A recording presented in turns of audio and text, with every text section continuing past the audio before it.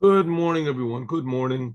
Welcome to Learning Chassidut Chabad. We're learning from a sefer, from a book that the Lubavitcher Rebbe said will that if we learn from it, will speed up the arrival of Mashiach. And Chabad, of course, is very, how do you say, occupied, or should be very occupied with the idea of Mashiach, because Mashiach is the most important idea in Judaism. It is the goal of Judaism. It is the culmination of Judaism. It is not the culmination of Judaism. It is the goal of Judaism. It is the, they say, sum total of what Judaism is, because Mashiach is going to reveal God in the world, the creator and the creation. Okay, but that all depends on us to make it happen faster. And that's one of the jobs of Mashiach, is to get us into they say, inspire us and activate us to do all we can to bring Mashiach and make the world a perfect, healthy place. And that's what the Rebbe is doing. That's one of the reasons why it was said many times that all the Rebbes of Chabad are the Mashiach of their generation. Okay, so we've learned up to now. We learned this is now today is the third class this week. And we've learned from a book called Likuti Torah, which was written by the first Rebbe of Chabad. And we've learned about why we say in the second blessing after eating bread. After eating bread, you're supposed to bless. It's a commandment in the Torah to bless. And the rabbis, and in the Torah, it says that there's supposed to be three blessings. And the rabbis added another one. The first blessing is Moses made when the manna came down from heaven. The second, and that's what we say today. The third, even though we don't bless on the manna, but the second blessing said on Joshua said when they came to the land of Israel. The third was made by King Solomon when they made the third temple, made the first temple. And the fourth one was made later on by the rabbis because of several reasons. Well, the first one is a longer blessing than the others. Okay, so the first blessing, we're praising God and thanking God for food. The second blessing, we're thanking God for the land of Israel. And it says you must say in the second blessing, you have to talk about the Brit, circumcision, and Torah in the second blessing. Okay, why? So here we explain, first of all, the idea of the Brit. That's what we've been explaining up to now. The whole idea of Brit, Judaism. First of all, why do we have a claim to the land of Israel? Let's give charity first. Here we go, charity. Charity saves from death. Charity brings all good things, all blessings. It says that the Jewish people will be redeemed. Mashiach will come by the merit of charity. There is charity. Okay, how do the Jewish people have the land of Israel? Why do we have this claim to the land of Israel? Why are we obsessed with the land of Israel, the Jewish people, the land of Israel?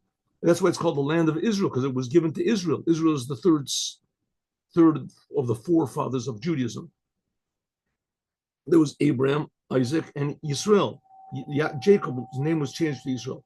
It's called the land of Israel. It's the land that God promised to Abraham, Isaac, and Israel. So that's the land of Israel. That's one of the reasons it's called Israel. Why was Israel called Israel himself? Why did he change that name? Because it means straight to God. Yisrael, Yashar El, straight to God. So the land of Israel belongs to the Jews because it was given to Abraham when Abraham made his circumcision. When Abraham made a circumcision, God did two things: changed his name from Avram to Avraham, and secondly, he promised him the land of Israel. So what's so important, what's so significant about the circumcision? I mean, circumcision is dangerous, first of all, and it's also painful. And it's very painful. And it's also unnatural, right? Everyone is born, every male is born. I mean, usually males are born with a foreskin. And why not leave it? That's why God created us. And God said, no, I want you to remove that foreskin, to remove the foreskin. So that whole idea of removing the foreskin is, first of all, is significant that we have to change nature. God created us in the world, and we have to change the world. That's why we're here. And especially up to the Jewish people. Why in that place specifically? Because that place is the place of connection, and it's the place of fertility. That's the place where the husband connects to the wife, and they comes children, offspring, life, source of life. Well, there's also what we call meaning in life, spiritual life, if you want to call it. And that is the purpose of the Jewish people. That's the creator that we don't see, and we want it to be revealed in the creation that we do see. So there should be a meaning in the creation. We should see that the creation is meaningful, and that's the whole idea of circumcision. That depends on the Jewish people. The Jewish people are called the sons of God, the son of God, the sons of God. One place they're called the son of God, and another place they're called the sons of God, Bani Matam, sons of God. Why are they called the sons of God? Because the Jewish people are, so to speak, half God, right? Half God. They are the representatives of God in the world, but they have to reveal it, and that's the idea of the circumcision. The circumcision is to reveal what is concealed, right? Sealed. The foreskin covers over. That's nature, and we have to change nature. Not all nature is bad. We don't have to remove totally, right, of the entire organ of procreation. All we have to do is just remove the very top of it, the covering over the top. And the Rebbe points out that the top of the organ of procreation is in the shape of a yud, the letter yud. And that's like the first letter of God's name. And we have to reveal that. And that's the idea of revealing love of God. Because this is a very big point over here. That God, the message of Judaism to the world is that God is very real. And that if it wasn't for God, we wouldn't be real. God is creating us. We are partaking of God's reality, if you want to call it. And it's a very toned down and concealed reality. It's covered over by nature, by spiritual nature, by this is all it's covered over. And that's the idea of the circumcision, is to reveal this big love of God.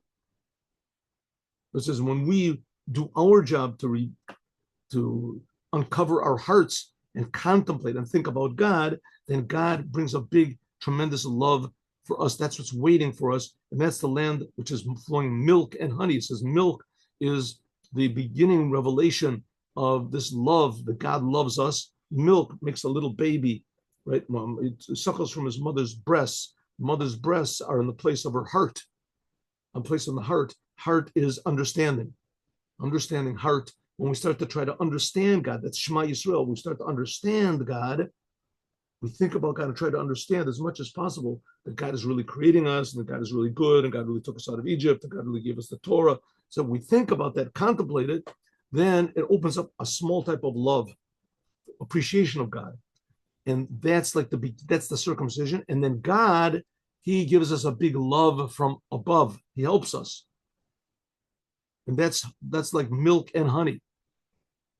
Milk and honey is like the beginning revelation of this love. And it's like, it says that's why the land of Israel is called the land of Canaan. Canaan is from the language of kachna'ah, humility. We realize that God is really creating us, that we are not existence separate from God. We're not independent existences. When we create ourselves, and then when we do that, then we realize how good God is. That's Hachna, that's Canaan. And then we realize how good God is. Then that's the second meaning of Canaan, is a businessman. Then we do business. We give ourselves over to God, love of God. Love is like called money. And we put ourselves into God's domain, like a businessman. You give him money, and then God, he takes your money, and then God, we draw God into our domain, so to speak, purchase God. Okay. Good.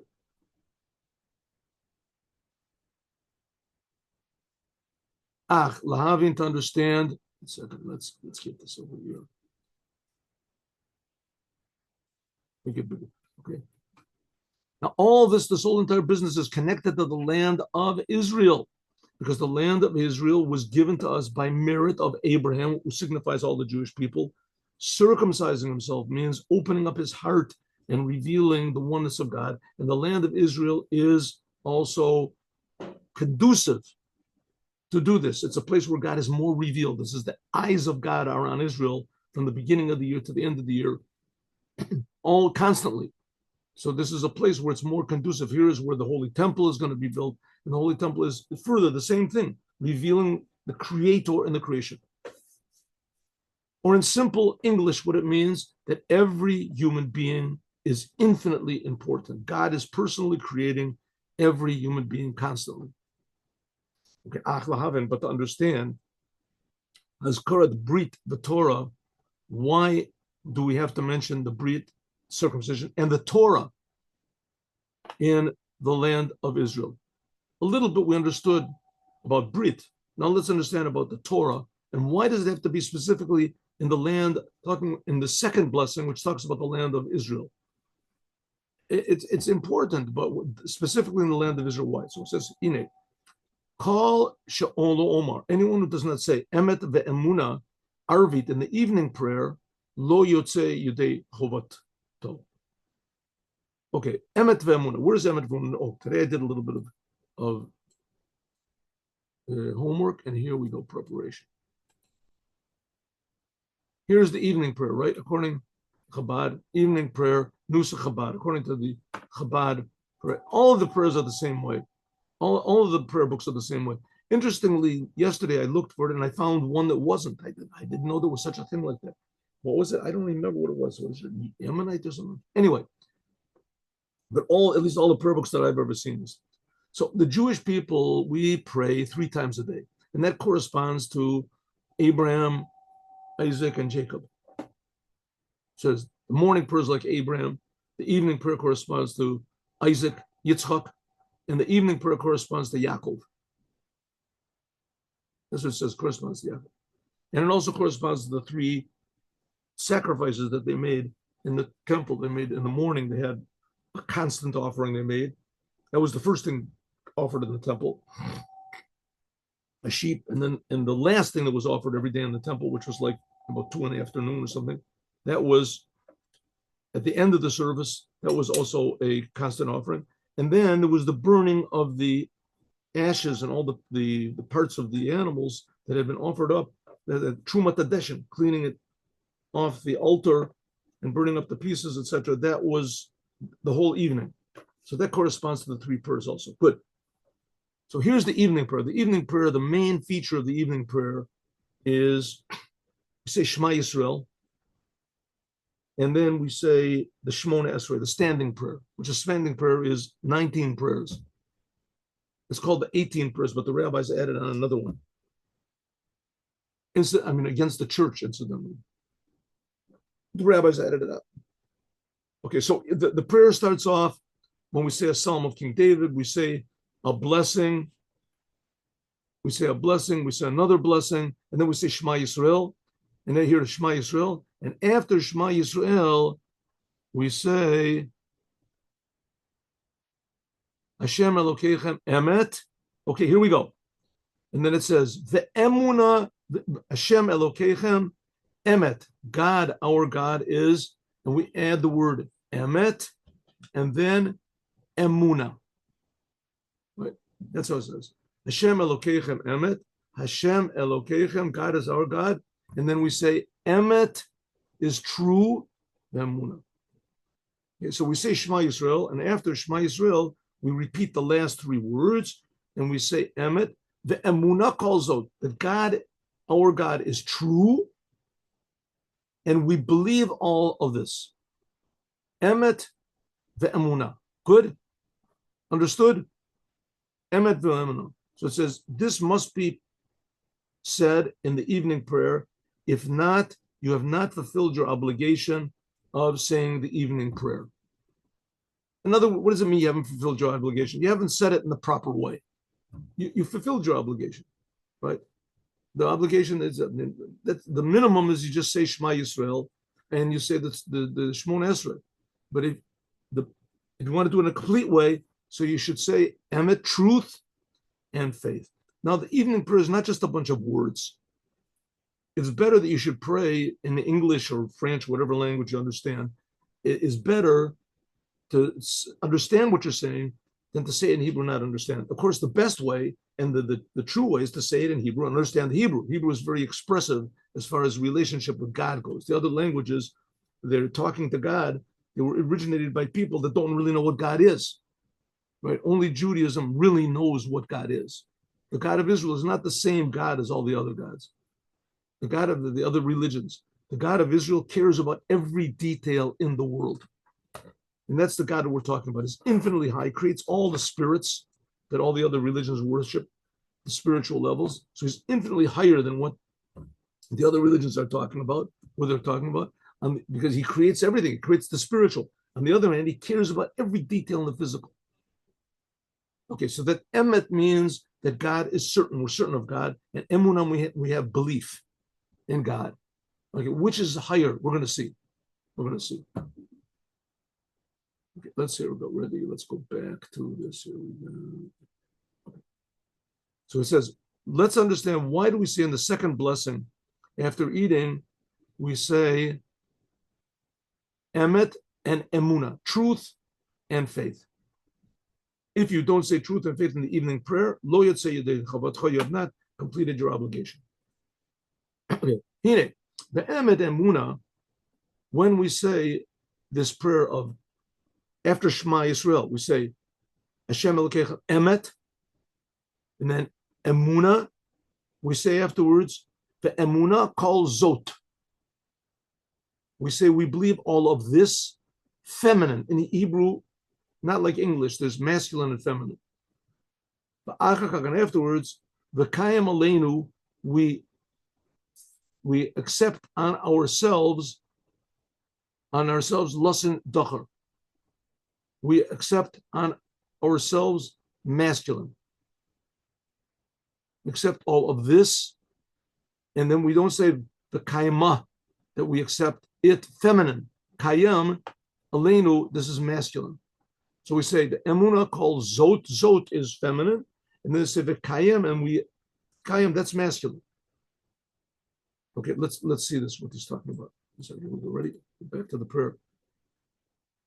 Emet the emunah, right? Emet call zot, all of this, the kayam aleinu, and we will keep it on ourselves. This is masculine. So this is feminine. We believe this, and masculine, we will accept it. So this is it, feminine, and this is it, masculine. Okay, what's the difference between the two of them? What's the difference between the two of them?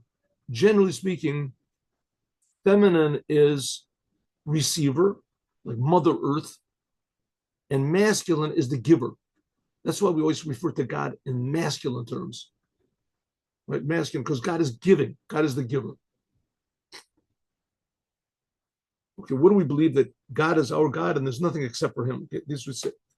By the way, if you want to pray in Jewish style, then you should buy yourself a siddur, a Jewish prayer book, and translate the words. Little by little, translate the words. You have to translate the words in order to pray properly. Prayer is supposed to be the work of your heart. And you can't get excited in your heart if you don't understand what you're saying. So it's supposed to be, okay, let's go back. Here we go.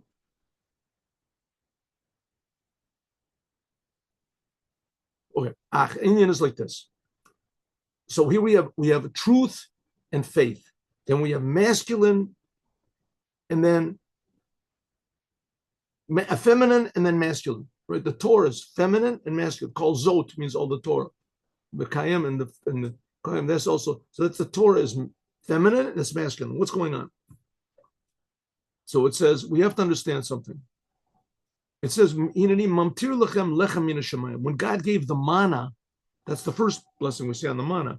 I am raining for you bread from heaven. Because even it says, or it's another place it says, I will bring bread from the earth. Two types of bread. Right? The Jewish people, when they left Egypt, they took with them bread, matzah. And then shortly after they left Egypt, there came manna, started raining down for them.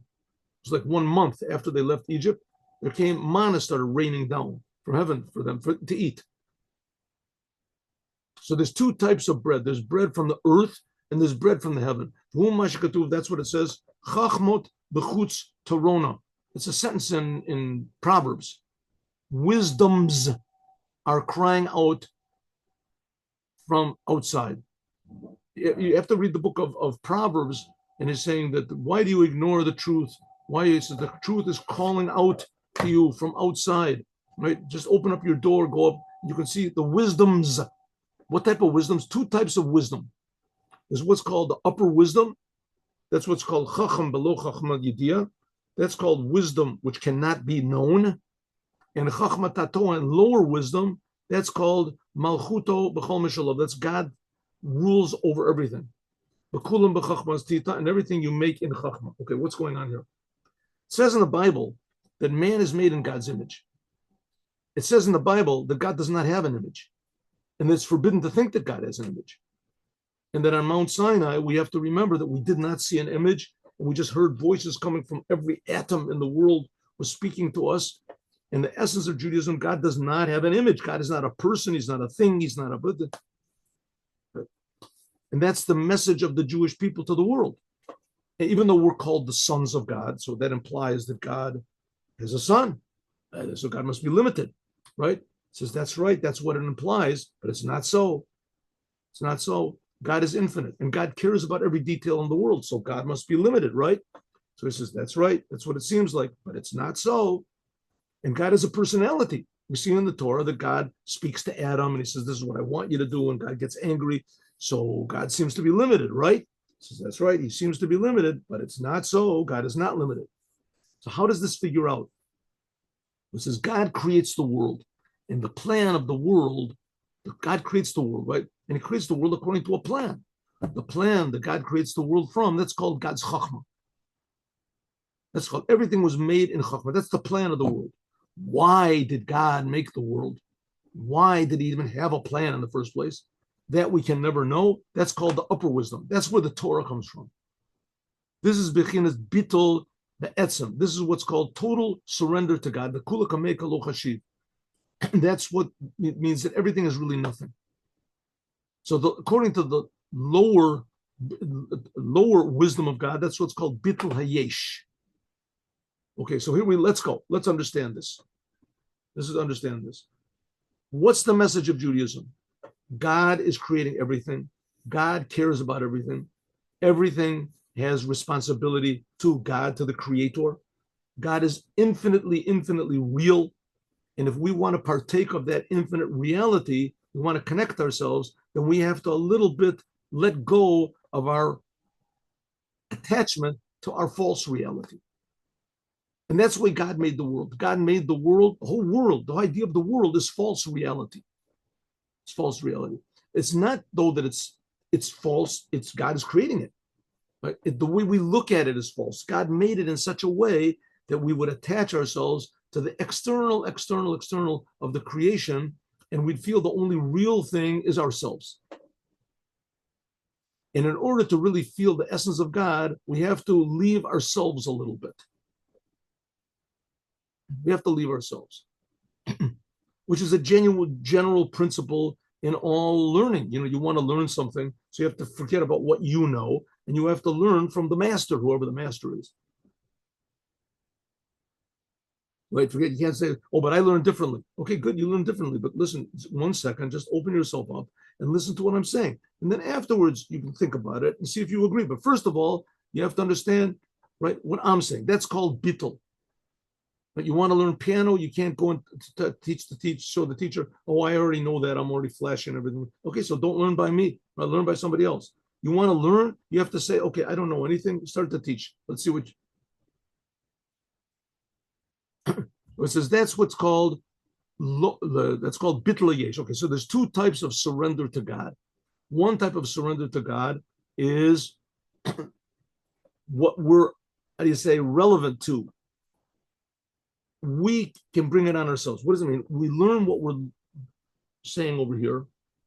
We learn everything, and we learn it, and we say, listen, wow, this is really amazing. You know, I exist, and I don't know how I exist. You know, where's my existence come from? It says, well, Judaism has the answer. God is creating you. God is creating everything. God created the world from nothing. So the whole world is made from nothing. So you're made from nothing. How do I exist? This is pretty amazing. Wow. How do I exist? God is creating you. You think about it, and you think the more you think about it, the more you start to realize it's really true.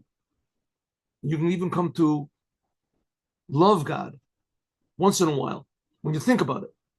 But when you don't think about it, or if you think about it, but not in a really sincere, genuine way, then you can explain it to somebody, you can explain it to someone else, but you don't really feel it. What you really feel is yourself. What you really feel is yourself. So it says that is a mistake. And that's what's called, what's our goal then? Bittul hayesh. Bittul hayesh means negating your selfishness, your separateness. Your separateness means what? I feel myself, but I realize that that feeling is a false feeling. Well, what can I do? That's what I feel. But I realize it's not right. And so I ignore that feeling. I ignore it, or I question. Every time I have an impulse to do something, I think to myself, what does the Torah say? What do the rabbis say? Is what I'm doing right? Right? Or maybe the opposite. Maybe I should be doing something that I'm not doing. But that's called bittul hayesh. Bittul hayesh means I feel myself, but I devote that feeling that I have to myself, that I feel myself, I devote that feeling to God. Right? What should I do? What should I want? Should I refrain myself? Should I? I have my own impulses, but I ignore it. In the Tanya, that's called a Benoni. A Benoni, that's the average Jew. He feels himself, but he thinks that feeling is not right. I can't trust myself. I have to force myself to do more. I have to force myself to do more good. I have to force myself to refrain from bad. I have to force myself. Not sometimes after forcing yourself for a while, things become a little bit natural. Natural. But the idea is love. Who do I really love? Love. Love. If I really love, if I'm a normal human being and I love myself, then that's called, I have to give that feeling over to the Creator who's creating me. Right? Creating me. I have to do what the Creator wants. Not easy to do. On the other hand, if I really love God, then I don't have this problem. I don't have this problem. Right? It's ridiculous. A person that really loves God is not going to do anything that God says is forbidden. He's going to do everything that God says he should. He's going to look for things to do. What can I do? I want to do more for God. He's not thinking about himself. He's not thinking about going to heaven. He's only thinking about what God wants. Very rare examples of this are there in Judaism, but that's what Judaism is. King David is an example. Moses is an example. Right? Rabbi Shimon Bar Yochai is an example. There are other examples that personify. King Solomon is an example to a certain degree. Right? The people that are just totally devoted to God. This is the prophets were examples. Right? Of people that truly loved and were devoted to God. That's the idea of blessing and thanks. Blessing, this is drawing down a revelation of God from above to below. That's like this upper unity, upper wisdom. Ki bracha is milashon bricha. It's the language of like a pool of water. Shemavriach the getem, or like you take a water gathers in the lowest place. It's to pull godliness down. That's a blessing. Mavrich at the geffen. This is the same thing. There's a law that if you plant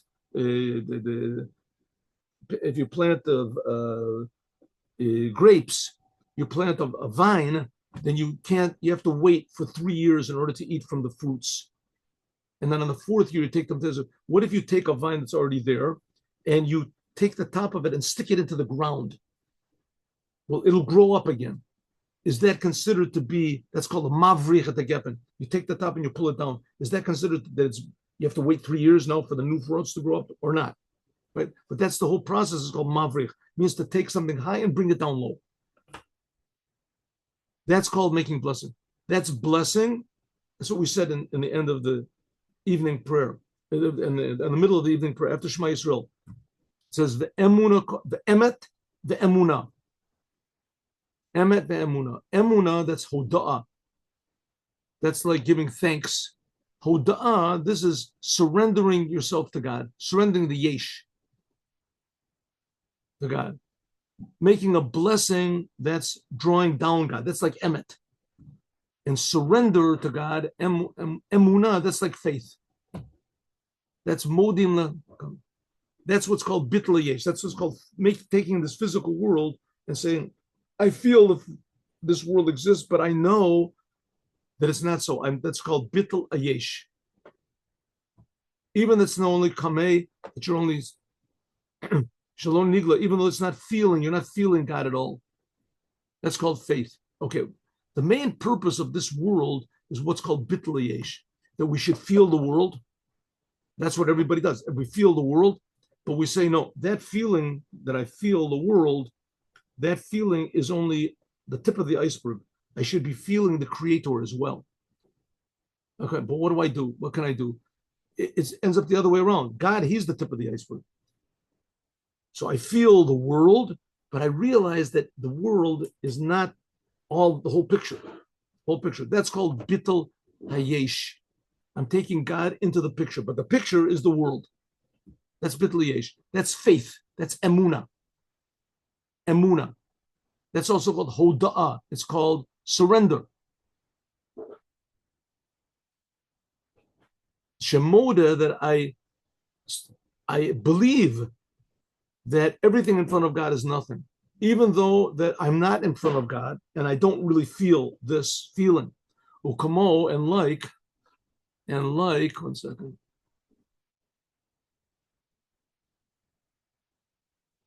Modim chachamim la Rabbi Meir, like it says that the rabbis, they agreed with Rabbi Meir, Modim, but it doesn't say they agreed with him.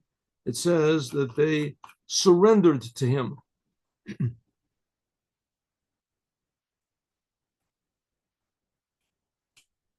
They surrendered to Rabbi Meir. Why did they surrender to him? Because it says they could not understand him. It says, She'emet told, they said that the truth is with Rabbi Meir, even though they didn't understand him. The same thing with what we're doing with God. Modim anachnu lach, we're saying we're surrendering ourselves to God, that the truth is with God, that in front of him really everything is nothing. But what? We don't feel it. That's the idea of emet ve'emunah. That's the idea of truth and faith. Truth is that we feel really the upper oneness of God, and faith is that we believe that that's the way things are. It's the same exact thing as blessing and surrender. Emet, it means that you're close. You see God with true seeing. And emunah is far away. I believe. Shema mean that you believe that this is the truth. Okay, so we have to realize what we're talking about here. We're talking about what is reality. We're not talking about the true religion and which one is going to get you into heaven. We're talking about what is reality. What is really reality? What is making us real? What's keeping the world in existence? What's the world in existence from? Right? And its existence constantly. What is creating time? That's what Judaism is saying. Now, of course, it's this is a very unusual subject, but it's true. It's a little point of truth. No one in the world really believes this. No one in the world believes it. The only one that has the possibility of believing, there's a lot of religions in the world. None of them come to this conclusion.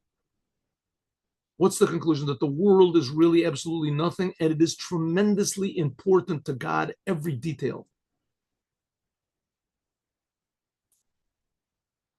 So in God's eyes, the world and everything that happens in the world, every minute of time and every human being and every second that every human being does anything, it means is tremendously important to God. But on the other hand, God is creating everything from nothing. Nothing really, truly exists if it wasn't for the fact that God is creating it. So as long as you think you exist and you take God out of the picture, you're essentially living a totally false life. Essentially, it's a totally false life. It could be that by chance you do the right things. It could be the right things. And conversely, it could be that a person that he feels God, it could be that he does the wrong things because he doesn't oppose himself. right? He knows what's right. There was Yerovam ben Nevat was the example. But we're talking about what is reality and what is health. It's the same thing like health, right? There's people, that this guy smokes like 7 cigars every day and he drinks 2 bottles of whiskey every day, and he does all sorts of crazy things, and he lives to 100 years old. There are people like that, right? And there are people that eat health food and they're healthy and they work out and they think positively and think good, and they die, young. It's possible that there's a. Here the Rebbe is telling us how to keep the world healthy, how to keep the world healthy spiritually. So just like physically, there can be people that go against God and do things right, and they go against health and they live a long life. There's people that go according to health. This could be that there's people that go according to the Torah and that they don't succeed, and people that go against the Torah and they succeed tremendously. Okay, we're not talking about that. We're not talking about results here. Here we're talking about truth. What is truth? And the truth is that God creates us. The truth is that God cares about each one of us. The truth is that God is creating us from absolutely nothing. And he wants us to feel this, to feel how infinitely, infinitely important and good and loving God is. And all the time we think about ourselves and feel ourselves, we can't really feel this. So what's the solution? Hoda'ah, surrender, or emunah, faith. Because truth, it's not truth, is from close. You can see godliness. And faith is from far away. So look what it says in another place. That's all the difference between the 2 types of bread we talked about. There's bread from heaven. That's like the manna. It says about the man. Where they got the word manna, I don't know where from. It's called man. That's what it's called in the Torah. Nowhere in the Torah is it called manna. But that's what they decided. Okay, so the man, the source comes from this upper wisdom, the true unity and reality of God. That's where manna came from, physical food. That's where the Torah came from also, right? Essentially, that's where we're coming from, but we don't feel it. It says, but the manna, you did feel it. The same thing with the Torah, you do feel it. Something's going on over here. Like it says, when there came the dew on the camp, in the nighttime, there came man on top of it.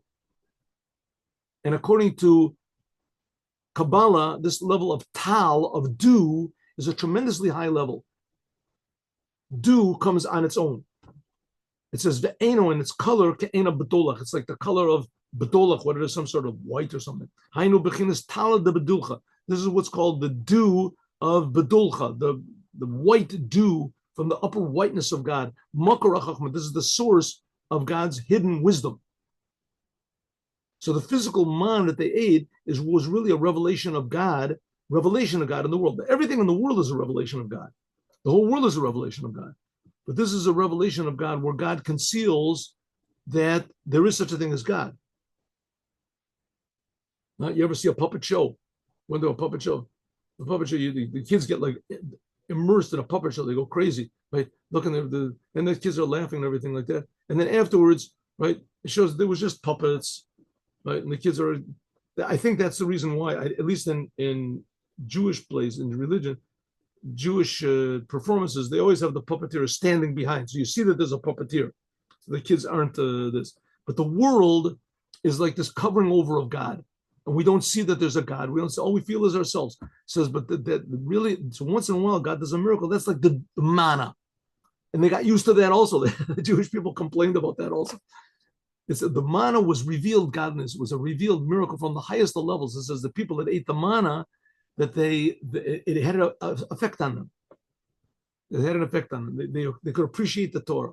The Torah was only given to people who ate the manna. Like it says in the Zohar, it says Mazona de Chachima. It says in the book the Zohar, it's Kabbalah. It says the manna, the Zohar is a Kabbalistic explanation of the Torah. So it says it's Mazon, it's food from wisdom, from God's Chachma. They just call it wisdom because they have no better word for it, but Chachma. Shehu Mazon, it's like life, it's the essence of life force. Chachma.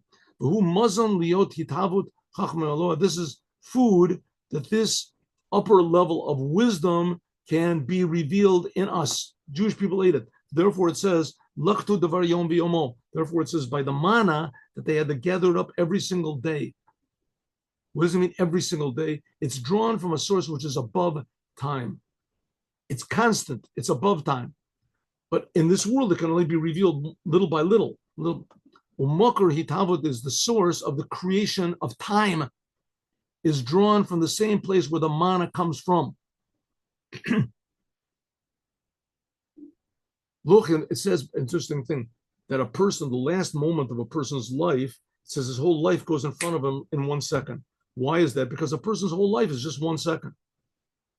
Well, life is just one unit, but it just unfolds itself little by little. It gives us an opportunity to do more and more good deeds. Each day has its own thing. But really, the fact of the matter is time is a creation. When God created the world, he created all of time at once.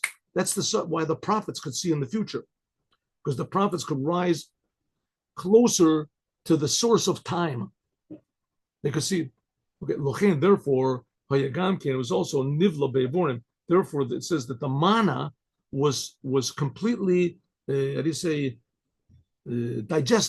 in all of the limbs, and there wasn't any waste. The people didn't have to go to the bathroom.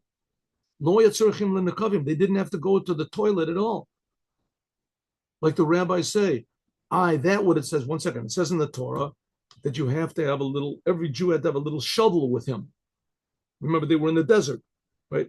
And where did they go to the bathroom? They were moving around in the desert. They were in there for 40 years. They were moving around. So they didn't build toilets. They didn't build outhouses. Where did they go to the bathroom? They couldn't go to the bathroom in the camp. They had to go outside of the camp and go to the bathroom. Why did they have to go to the bathroom? I thought we said that the manna didn't have any waste products in it. It says, they had a little shovel. Every Jew had to carry a little shovel with him, a little shovel, in order to dig in the ground, I guess the sand, whatever it is, of the desert, and go to the bathroom there. Why did they have to go to the bathroom? Why? But the Vurim Shetagre almost Olam, they bought, it says that the salesman from the non-Jews, they came and they sold to the Jews. Jews said, let's buy ourselves a cow. We'll slaughter the cow and we'll eat it. So questions about if they had to slaughter in the desert or not, if they could just kill, if slaughtering was only when they came to the land of Israel. But they bought cows and that. But the manna itself was without any waste. Because the source of refining the world, this comes from what's called the 7 kings that fell into tow. They bought food from the non-Jews that did have waste in it, which is not the case. The manna was above. It's above this level of tohu, where there was the breaking of the vessels. There's nothing. And therefore the rabbis say the manna came in the merit of Moses. And because Moses was also the same level, he was the source of wisdom. Bittul be'etzem. Okay, so you notice an interesting thing that in the 5 books of Moses, I know we've said this a lot of times, that's not mentioned heaven and hell. Why? Because the whole essence of what the Torah is not thinking about yourself, is thinking about your creator all of the time. If God wants you to go to heaven, you'll go to heaven. God wants you to go to hell, you'll go to hell. Your job is just to do good deeds, say good words, think good thoughts. That's your job. The Torah comes to explain us what is good and what is bad. In other words, don't think about yourself. That's supposed to be the idea. That's called bittul. Bittul means surrender. Bittul means harmony. In harmony. This is what's called the lower surrender and the upper surrender. The lower surrender is that you force yourself, right? Like somebody who's learning to play piano. So he has to force his fingers to do what he's supposed to do and not to make mistakes. The upper unity, that's called he really feels God. He loves God. That's like these people who are, master pianists. Their fingers move faster than you could possibly think. And the beauty of the music that comes out is incredible. And they're just really part of it. They just feel they could, some of these, the musicians, they know by heart like 1,000, the most complicated pieces that you could possibly imagine. They know the whole things by heart, hundreds of them, hundreds of complicated pieces from the beginning to the end, every movement, everything. Why? Because they love it. They're just totally one with it. So it's possible such a thing as total surrender and total unity in this world. You see it with music, with art, with things like that. Well, here we're talking about with the creator of music and art. And when a person is surrendered totally to the creator, then he does what the creator wants and he avoids what the creator forbids. Again, that's the God of Israel. This world is tremendously important, infinitely important. That's where Moses comes from. That's why Moses brought the Torah. Moses comes from the essence of wisdom. Like it says, Nachman, that's what it says, that's what it says, that the manna is bread that your forefathers did not know. What does it mean? That's the level of Ishtaushlus, even Abraham, Isaac, and Jacob, which is not the case of Moses. Moses is above the entire creation. That's why it says Moses was hard of speech. He couldn't bring it into speech because it was too high. Okay, as we will continue, God willing, tomorrow. So what did we learn? That in the blessing we say after eating, the blessing we say after eating, we are reminding ourselves who we are and what we have to do in the world. The Jewish people were taken from Egypt by God. We're being created by God. Our job is to serve God, to do what God wants. But in order to do this, we have to feel God as much as possible, either to force ourselves to feel God or to at least do what God wants. That's called the lower unity or the lower wisdom. That's called faith. That's called surrender, or the upper unity of God. That's called blessing. That's called truth. That's called the upper wisdom. And Moses comes from this level of the upper wisdom. That's where the Torah comes from. That's where the manna comes from that we ate.